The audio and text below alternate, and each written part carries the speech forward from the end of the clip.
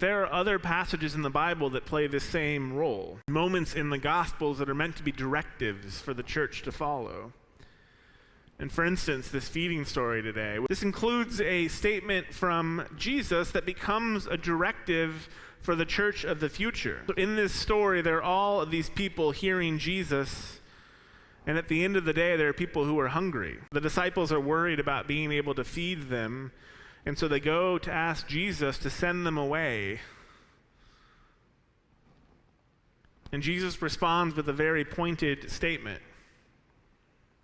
You give them something to eat. And so they collect food from the crowd, several loaves of bread, a few fish, and dinner is served.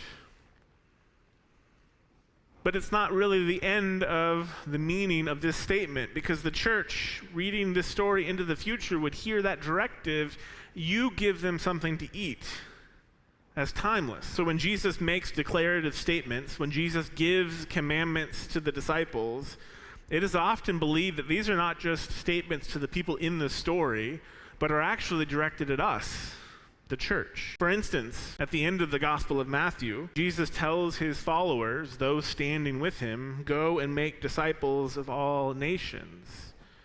And this is called the Great Commission. It is a guiding statement for a lot of believers, and it has been interpreted as not only a command for those who were standing with Jesus at that moment, but for all of the followers of Jesus to come. And even now, 2,000 years later, the church still hears this command as core to who it is, to all that it does.